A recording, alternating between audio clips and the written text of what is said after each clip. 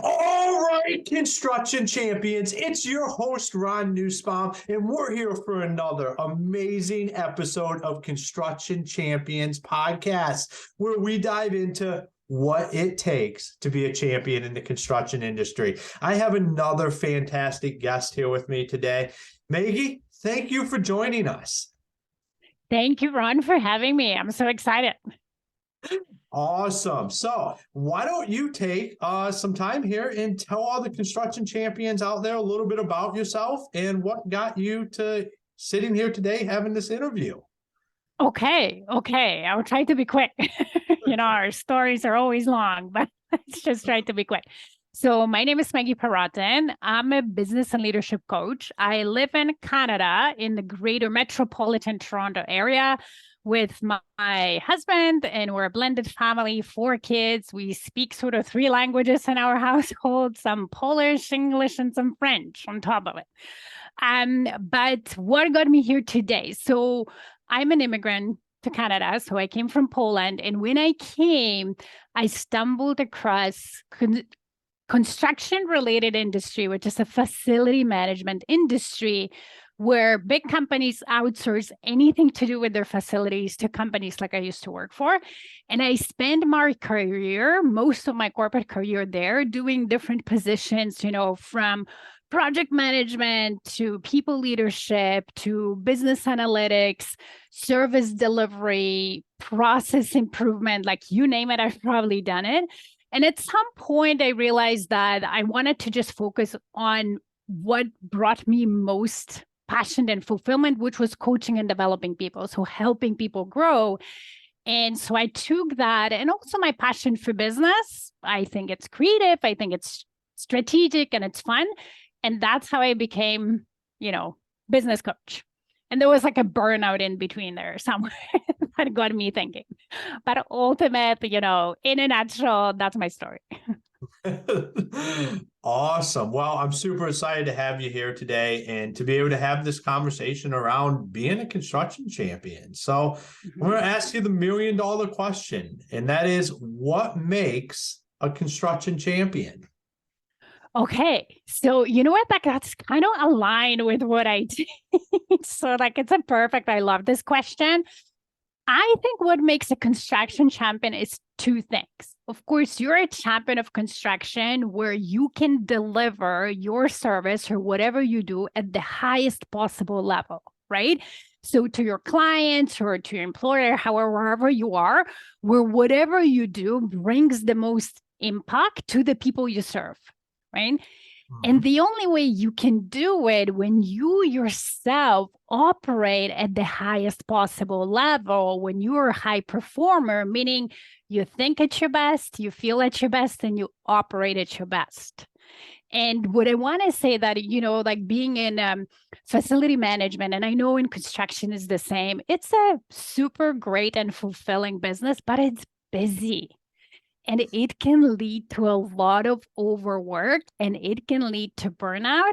And the thing is, when you're overworked and when you're super tired, you can't operate at your best, right? You make mistakes, you miss things, you maybe get irritable, you are not thinking at your most creative best. And therefore, it's hard to serve at your best to your clients and so on. Right. So I think what makes the champion is really operating at your best so you can serve at your best. That makes any sense? That absolutely makes sense. I love this topic here because in construction, all too often what we hear is, I'm just so busy, I'll get to that when I can, or I really need to do that, but I'm just too busy to get it done right now. So how do we go about not being so busy, or it's not that we're busy, it's just there's so much going on, especially when you're running a company and you're trying to get jobs in the ground. How do we get past that just busyness? You know what? Busyness is a state that we feel, right? And I'm going to say something that might be like, what? Okay, where people maybe in this industry haven't heard yet. but it's our thoughts that create the busyness. It's not the amount of work, because the amount of work can be neutral. One person can look at the amount of work and say, yep, I can plow through it, no problem, and have no maybe negative feeling and feel overwhelmed by it, right? And then there is a person who will look at that and will feel overwhelmed and so on. And I want to say there is a limit at some point, right? Like where everybody gets like it's just crazy. But part of it is how we approach things and so on. Now, what I want to say, when you have your own business, and especially construction business, there will always be more things to do than you really have time. And that, hey, I've been in facility management. Like I was a facility manager. I actually managed like 1.2 million square feet of properties for like a almost like a UPS company, but Canadian version of it. There was always more to do than I could actually do. But what helps, like you gotta prioritize. Okay. You need to have certain boundaries. And you also need to understand that working on your business is equally important to working in your business. And so working in your business is delivering the service and doing the operational day to day to make sure that, you follow through with commitments, money is coming in and so on. Working on your business is being the CEO and doing things that prepare the business for continued growth long term, that doesn't stretch it, and that allow you to also create some sort of harmony between your personal life and business life. Okay. And it can be done. It truly can. I coach my clients on it. But depending on where you are, if you're on the pendulum, I'm always overwhelmed and I'm always overwhelmed and working, and I can see like getting yourself out of it can take time, and you might need like a mentor, somebody to help you, but it can be done. Because when you work on your business, you think strategically, you can be proactive, you can prevent certain emergencies or unexpected things that might be happening to you right now because you don't have time to think about it. Okay. And you can set your business for success to absorb more clients. Like, for example, Ron, like installing your app, right? And think about, okay, I have 3 clients now, but my business keeps growing. And by the end of the year, I'll have 50. Can I manage 50 clients with my pen and paper the way I'm doing now? And if you ask yourself that question, the answer will probably be no. So what's next? Okay, well, let me see if there is some technology that could help me. Let me spend a little bit of time researching that, right? So when you sort of put like working on the business and in the business, the equal importance and commitment, you can create harmony and scale sustainably. Equal importance and commitment doesn't mean equal amount of time. Okay, I'm not saying here now drop everything you're doing and start sitting behind the desk and so on. Sometimes it's not a lot of time, especially in the beginning. It could be just couple or 3 hours a week. But when you do that, it will start paying, dividends. And then I always say, I went through a burnout in construction related industry. And when I did, I started thinking like there has to be a better way. I need to start operating better. So I went on the path of high performance habits, where now I teach to my clients. And creating those habits for myself that set certain boundaries, make me more focused, organized, and effective also allowed me to accomplish more, way more to what I used to do in the same amount of time. So when you combine this, the way you operate with the way you run your business, that's more strategic, more proactive, you can truly thrive and not burn yourself out and not feel you're always busy and so on. And how we know it's possible, because there's companies out there and there's business owners out there that are thriving and they're not busy all the time and they're not complaining about it, right? So it's in our power. It might not be easy in the beginning, but it's in our power to get there. So how do we work through those thought processes? Like you had mentioned, it's all in the mind on if we're busy or not. How do we work through some of that so we can start dedicating some of that time to working on the business Mhm. And I take that it sounds like that's at the very beginning, just strategically planning Yeah. the future. Yeah. So I would tell you like how I go about it with my clients, right? So I usually ask them, like, we start with understanding where do they want to be? And depending on where they are, sometimes looking out 3 years might be too big for them. And that's not in detail, but kind of, right? So sometimes even we're looking a year in advance. Okay, where do I want my business to be a year from now? If I could have it my way, where do I want to be? Right. And then going backwards, and then what would that mean in terms of, okay, this is like the income and so on, but to deliver that income or to create that income, how many clients is that, or how many projects is that, right? And now I'm looking, okay, if I need X amount of projects to have that income by the end of the year, if I'm looking at my current situation, can I do that, or do I need help?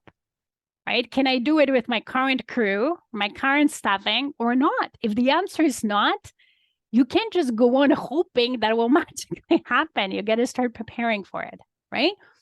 So Mhm. once you kind of break it down and understand, okay, so if I cannot do it with my current situation, what do I need to do? Right? Then you can start taking steps towards it. And in order to start taking steps towards it, you need to create time for those steps. So it could be, okay, so I would need to hire somebody, let's just say, right? Like I just need to hire, maybe I have crew and a half and I could make another crew, but I need a couple people, right? So I'm usually getting busy. I'm in construction, busy season, right? Snow melts, ground, like at least in Canada, ground defrosts, like busy season starts about March, April, right? Like it gets really busy, because then you can build in stuff. So maybe in knowing that, for example, it takes time to find good people, right? There is a shortage and people in trades and so on. Let's say it might take me a month to find somebody. So I should start the process now in March or in February rather than wait till I'm overwhelmed and I even have less time to think about it and things are coming at me, so I can hire the best. I give myself the best possibility to find a good candidate and hire and think it through. Then, as I call it, desperate hire. Okay. Desperate hire never works. I tried it, never worked. So you're like end up spending more time and effort when you're desperate hiring, right? So that's how you want to do it. But you need to create time to think about it, right? You need to create at least like an hour a week. If you're doing nothing, even if you create an hour a week, maybe first thing Friday morning, you don't go to the job site right away, you create, or you get up, you do somehow. Like I usually help my clients figure that out, but I always say if you had to create an hour, let's say out of the blue your child needed you to take them for an hour every week something, and you couldn't say no, you would have created that hour. How would that be, right? So we've had to create an hour a week, where would that be? And then start there. And you will see that as you see improvements, as you see that things actually work, you'll want to create more, right? Part of it is also understanding, okay, what is it that I'm doing that is the most important? What is it that maybe I shouldn't be doing, or maybe I should be streamlining, right? Or what is it that maybe I can delegate, right? Maybe I hire an admin assistant. Maybe instead of trying to do my own bookkeeping, I give a bookkeeper, right? So to create some of that time. So there's many ways to go about it. Yeah, I love that. That is such a great way to look at it. When you're talking about just breaking down the next 12 months, where do I need to get to and how do I get there? Yeah. That creates an environment where it's not overwhelming. It's something Yes. that everybody Yeah. can say, hey, here's where I want to go, and then start to put that plan together. And then an Yes. hour a week. These are very achievable, Yeah. easy starting points for somebody to start figuring out what is that vision, where are we headed, what Yeah. do I even want this company to look like in the future. So Yeah. as you work through some of this, what would you say is the number one hurdle that you have to work through with most owners? With most owners, At first, it's to switch their minds. It's like there isn't any other way. I have to be in the, in the model and so on. So starting to switch them and create, and the an hour a week that we first create is the hour they coach with me, right? So once they start seeing that hour is very productive, that they're thinking strategically, they're most likely to do it. Then, so once that, then sometimes the hurdle is of unlearning the ways of doing we've always done this way and that I always did, right? So unlearning certain patterns to then incorporate more proactive patterns, right? So even because there is a difference between us logically understanding the concept and logically knowing, but then integrating it when our brain doesn't resist it, because our brain usually resists new things, right? People that can change, we don't like change. It's like, oh, I've always done it, kind of went over. Sometimes like that the known evil is better than unknown benefit. Our brain prefers that naturally. That's how we operate by humans. So sometimes our brain will resist. And I will give you an example. Like I worked with a client who was a renovation contractor about like hiring, right? So I was like, okay, you're going to get busy, very good contractor, really, demanded. And you're going to get busy in the next 3 months. Can you deliver X amount of projects as we projected with your current crew? And he says, no, I can't. Like, okay, like how many people do you know? Like at least a couple of, general labor and like a project manager. So it took him a couple of weeks to start the hiring process, even though during our coaching session, we went through the process, we made it easy, we created the posting. But it took him a couple of weeks. And what it came down to is him feeling uncomfortable to do it because he didn't have the projects signed and guaranteed yet. And the brain was like, well, but I don't have this work. What if? Right? But then it's like, I'm telling him, it's not like you have to hire the person. You need to start the process because you don't know how long it takes you. Right? Once you get to the time where you have a person, then you can decide if you need to, postpone a little bit or have a conversation with them. And, usually good people have a job so they can stay in that job and then they can wait to give their notice. Like there's many solutions you get. But so that resistance sometimes is that's the biggest hurdle. Once you go through that, it's actually flowing and it's all good. Yeah, it's at getting over that first hurdle, Yes. taking that proactive action, understanding that it is better. Yeah. It's not how we've always done it. It truly is better to be proactive with this stuff, have systems and continue to grow that way. But I completely understand with what you're talking about is that, that's how we've just always done it. Or, it's the pain point of having to be a little bit uncomfortable for the long-term comfort. Like that's what you eventually create. Yeah. Is a more comfortable lifestyle. I know we mentioned so much here on Construction Champions over the last about 30 episodes is, you started a business for a reason. Mm-hmm. And you want to be able to go enjoy that, whether it was family time, vacations, money, cars, whatever that was, we tend to lose sight of that. Because I always say, like, if you are to like hate your business or be so overwhelmed when you can enjoy it, you might as well have a job. 9 to 5, you go there. Maybe you're not as happy, but you're miserable here anyway. But then you close at 5 and you're like, I don't care. I'm done. Right?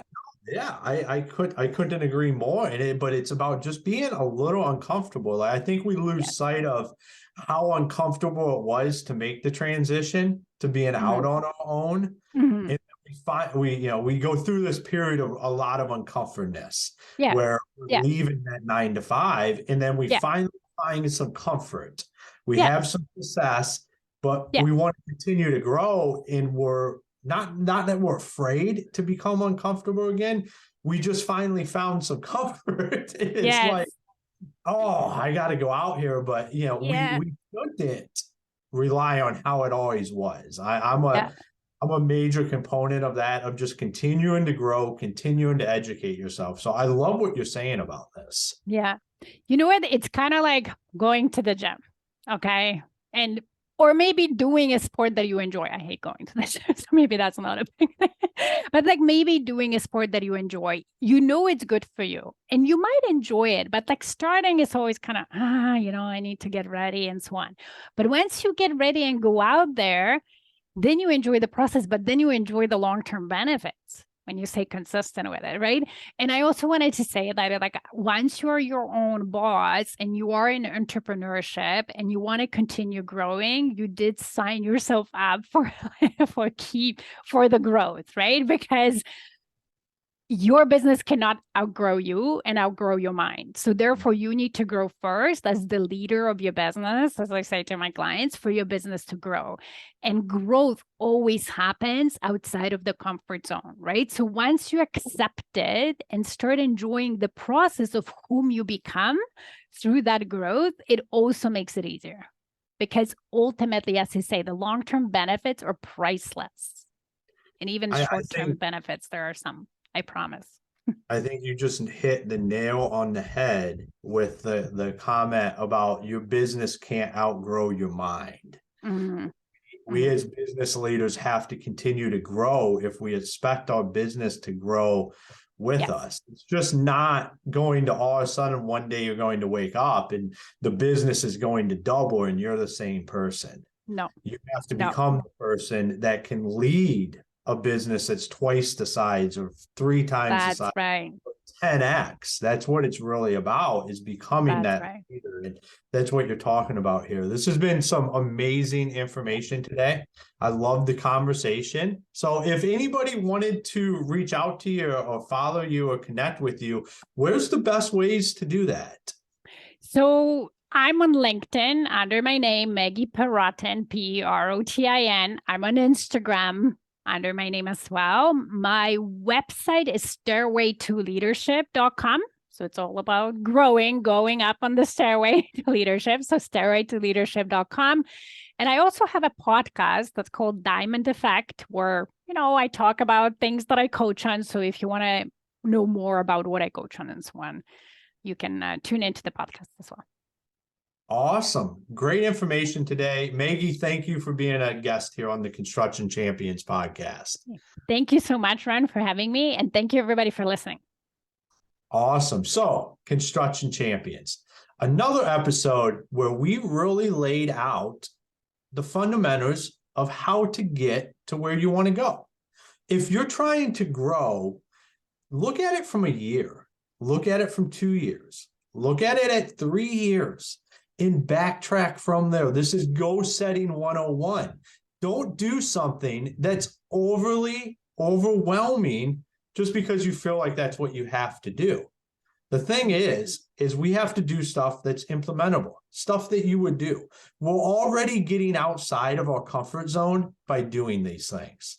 So don't get out so far outside your comfort zone that you end up not doing what you're supposed to be doing. There's been great actionable advice on here. I recommend everybody go look in the mirror. Ask yourself, how much am I really growing? Because I want my business to grow. And in order for that to grow, I have to become somebody completely different. I know in the last year, I've grown so much as I've continued to grow my business. And I want the same for all you champions out there. So don't be afraid of that. And have a clear understanding of the leader you need to be. In order to get to where we want to go, you have to know where you're going. So, Construction Champions, go be the champion you were meant to be this week.